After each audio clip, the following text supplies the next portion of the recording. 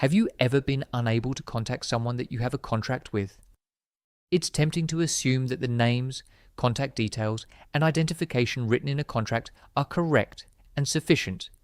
But if something goes wrong, then a failure to check if such details are correct can make the difference between recovering your losses and hitting a dead end. I'm Mike, founder of Starlit Contracts. We are here to help you to negotiate and use contracts with confidence, and today we're looking at the identification of contract parties. Now let's get into it. Let's start with a summary. The contract parties tend to be identified on the first page or pages of a contract. That's where you list each contract party's name and sufficient details to clearly identify them, such as their registered address or place of business. So how does this part of a contract work, or how should it work?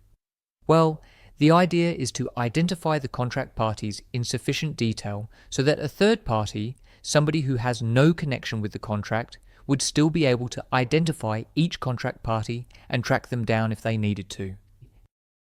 Should you care? Well, yes, it's important to check that the person you're contracting with is who they say they are. Imagine if there's a problem during implementation of your contract and you need to speak with your supplier or customer but can't contact them. Maybe they refuse to respond to your phone calls, or they've disappeared altogether. If the contact details you have for them are incorrect, then you might not be able to find them or pursue a claim, even when you have a contractual right to do so. Let's look at a practical example. Mrs. Dodgy sells a car to Mr. Gullible. The contract of sale inserts Mr. Gullible's full name, address and passport number, but only inserts Mrs. Dodgy's first name.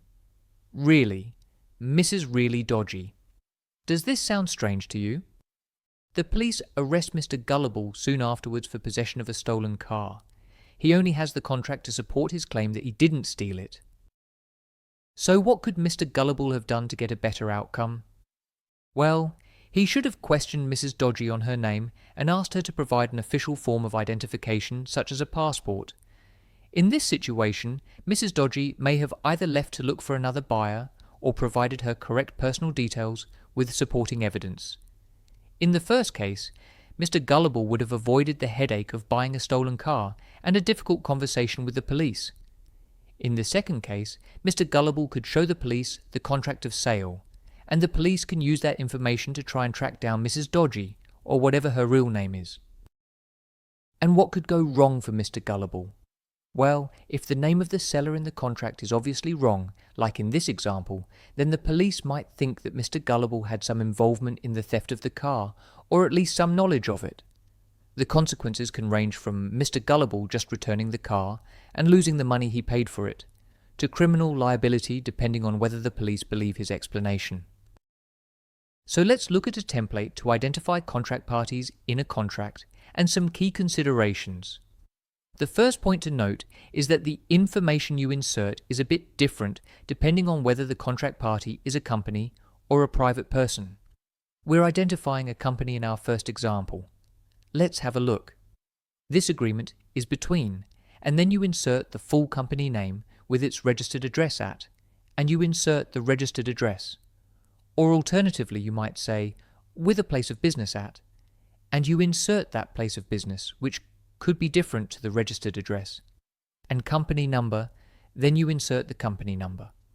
In some cases, depending on the law that governs the contract and standard business practices for your deal, you may need to insert the details for a company representative who will sign the contract on behalf of the company. So the text continues, and represented by, then you insert the name and details of the representative. Those details might include the representative's passport number or some other type of identification. Now let's look at a template to identify a private person in a contract instead of a company. So the template reads, this agreement is between, and then you insert the full name of that private person with a place of residence at, which would generally be their home address, and then you insert a reference number from a passport or some other form of official identification. Your main objective is to make sure that the information in the contract to identify the other party is correct. Of course, your information should be correct too. Let's look at an example of how you can do your due diligence checks on a company. Companies that are incorporated in England should be registered at Companies House.